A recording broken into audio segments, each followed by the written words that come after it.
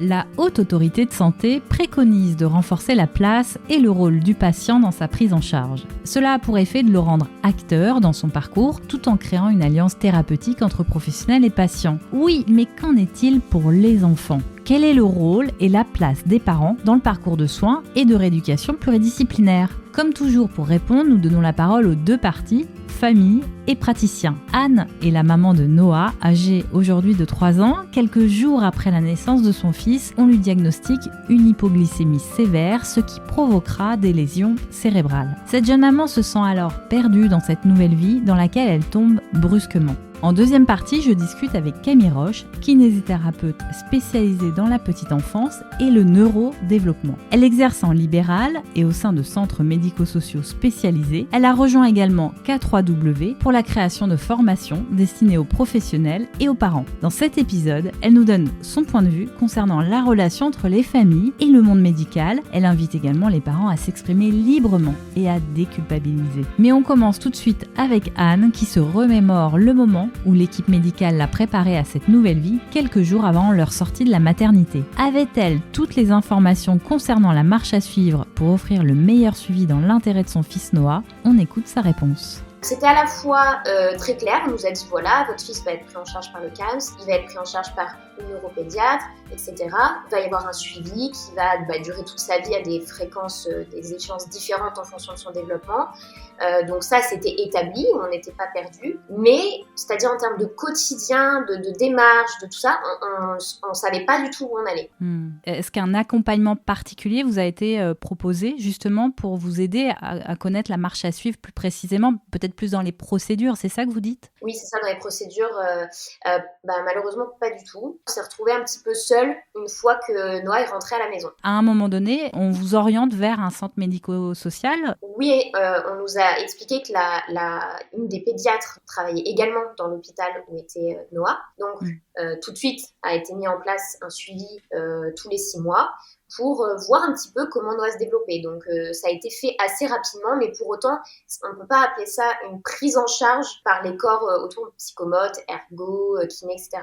Là, c'est uniquement une observation. Alors, cette observation, elle a duré combien de temps ? Alors, elle a duré 1 an, avec 3 rendez-vous en tout. Qu'est-ce qu'il en est ressorti de ces rencontres au bout d'une année ? Ce qui a été dit, c'est que Noah se développait très bien, qu'il n'avait aucun problème moteur, qu'il n'y avait aucune inquiétude quant à son développement et que donc on pouvait arrêter le suivi lié justement à ce centre. Pourquoi vos doutes ont persisté ? Que vous disiez votre petite voix intérieure ? Moi, ma voix intérieure me disait que Noah avait des difficultés musculaires.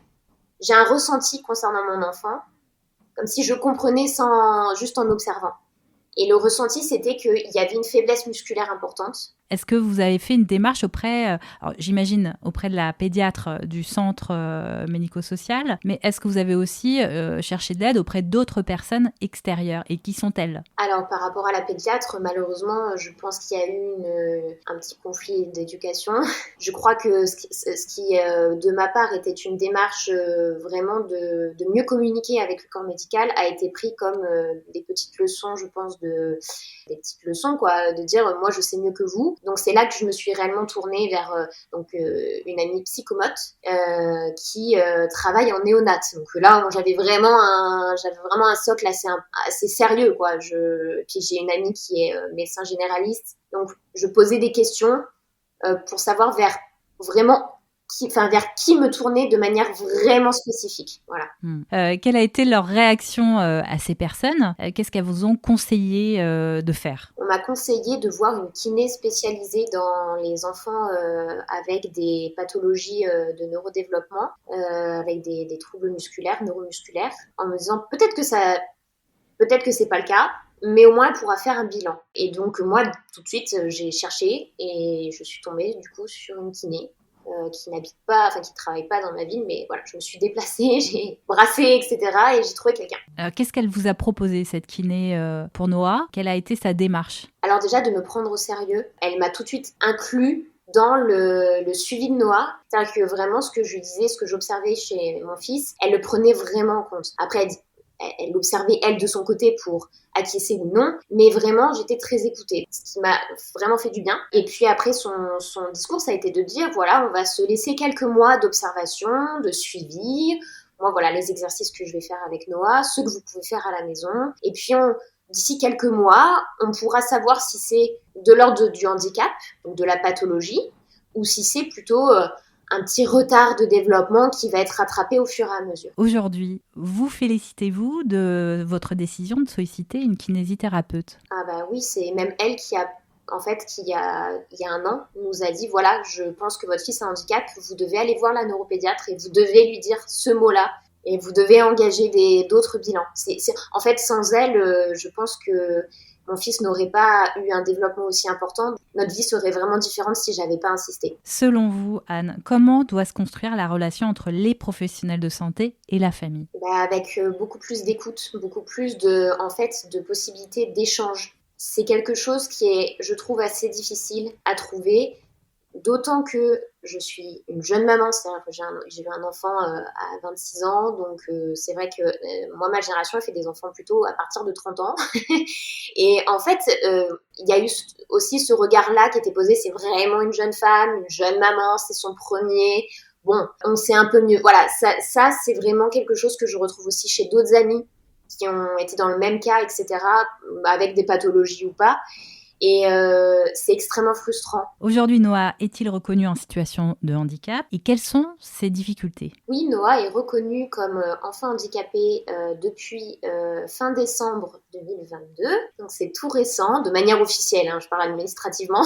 Son handicap, c'est donc tétraparésie. Donc c'est tout le corps, donc les 4 membres et la mâchoire qui sont concernés par une faiblesse musculaire. Et la difficulté, c'est que il a un moins bon équilibre, il a plus facilement des douleurs, il a une rigidité dans les membres, il a des difficultés pour s'habiller, se déshabiller, il a des difficultés pour par exemple, porter des choses, pour monter des escaliers tout seul ou en descendre. Voilà, du coup, il a des difficultés en termes de langage, puisque du coup, les muscles de la mâchoire sont touchés, donc il a un trouble de l'articulation, avec des troubles sensoriels associés, puisque quand on parle de paralysie cérébrale, on ne parle pas uniquement de troubles moteurs, ça concerne troubles du sommeil, troubles du comportement, troubles émotionnels, troubles sensoriels, c'est extrêmement large. Anne, quel conseil avez-vous envie de donner aux familles? Mon conseil, c'est que si on ne le sent pas, si on a l'impression qu'il y a vraiment quelque chose,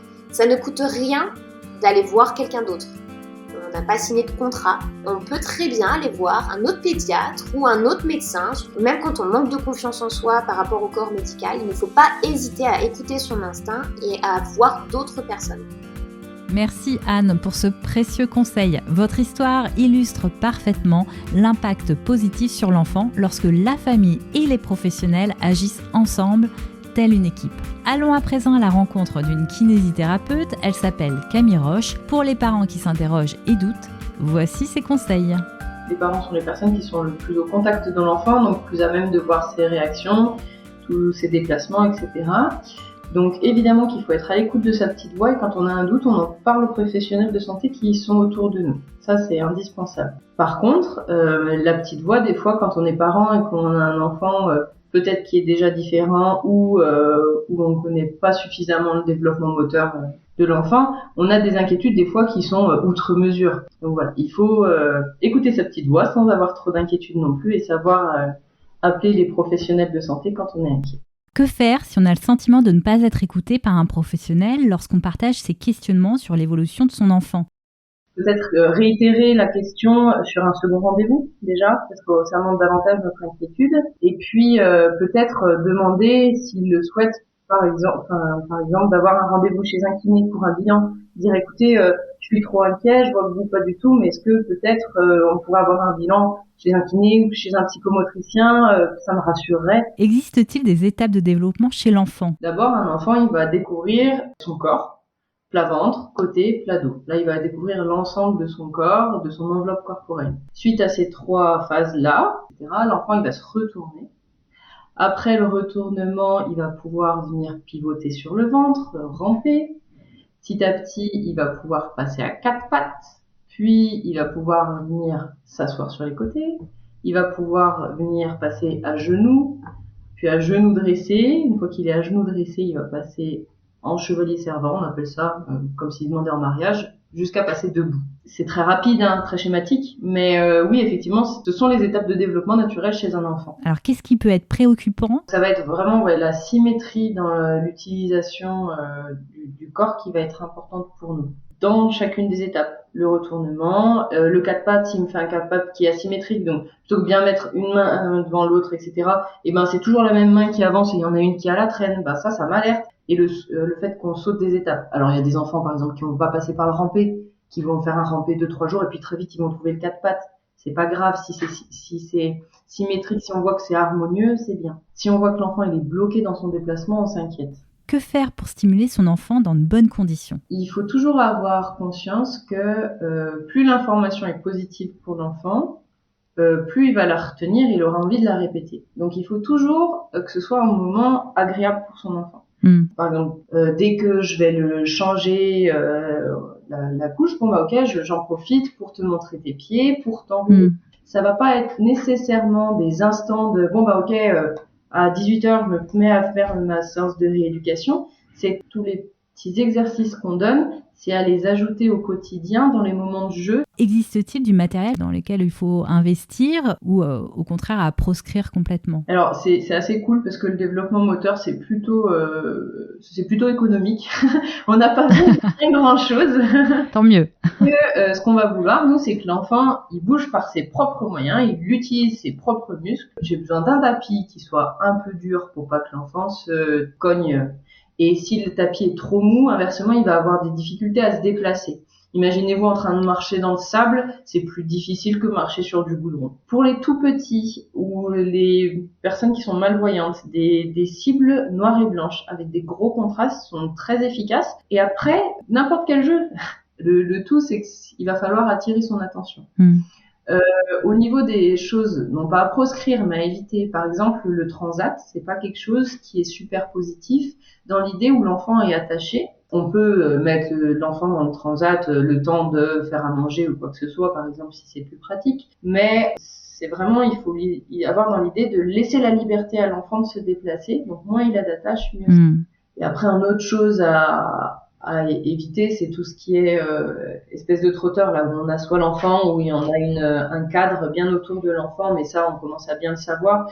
L'enfant doit avoir une perception de son enveloppe corporelle à lui, et si il rencontre des murs alors qu'il a cette grosse bouée qui le protège autour de lui, il va plus vraiment savoir où sont les limites de son corps, il va pouvoir se mettre en danger le jour où il est plus dans son trotteur. Ce qu'il faut avoir en tête, c'est que des fois, les parents veulent tout de suite que l'enfant marche, mais en fait, pour que le corps soit fort, que les muscles soient performants, que les os soient solides, il faut être passé aussi par les étapes précédentes.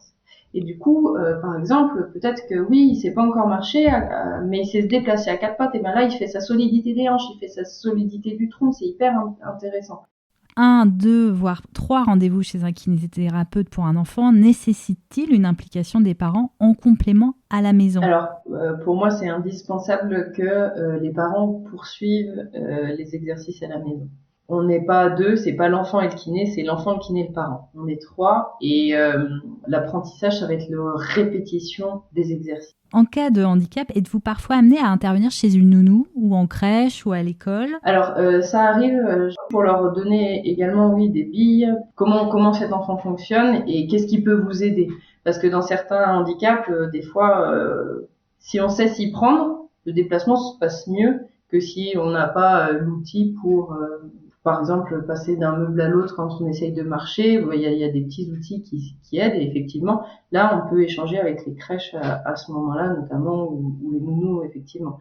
De façon générale, quand un enfant handicapé est mis au sein d'une structure, que ce soit crèche ou avec d'autres enfants, ça a plutôt tendance à être très positif parce que c'est moteur que de voir d'autres enfants se déplacer. Une prise en charge précoce a-t-elle des effets bénéfiques chez l'enfant ? Ah oui, la prise en charge précoce, c'est tout positif. Plus l'enfant vient tôt, plus on aura des bases qui sont solides pour pouvoir progresser vers un développement de qualité. Et qu'est-ce qu'on peut dire à des parents qui n'ont pas pu bénéficier d'une prise en charge précoce ? De toute façon, quand il n'y a pas une prise en charge faite suffisamment tôt, le parent n'a pas à culpabiliser. C'est pas à lui de faire le diagnostic et c'est pas lui qui prend la décision d'envoyer son enfant chez le kiné. Donc il n'y a pas de culpabilité. Merci Camille. En vous écoutant, nous comprenons parfaitement l'importance du dialogue et du partage entre les parents et les professionnels de santé, toujours dans l'intérêt de l'enfant. Vous le savez, BabySafe est un podcast, mais pas seulement. C'est aussi une solution d'assurance collective innovante issue de l'économie sociale et solidaire. Son objectif est d'œuvrer pour qu'à terme, la totalité des parents et des enfants affectés par un accident de naissance puissent bénéficier d'un soutien immédiat et inconditionnel. Pour en savoir plus, je vous invite à découvrir le site de la première et la seule solution d'assurance collective liée au handicap à la naissance et à la grande prématurité sur babysafe.solution. Vous pouvez retrouver le lien dans les notes du podcast.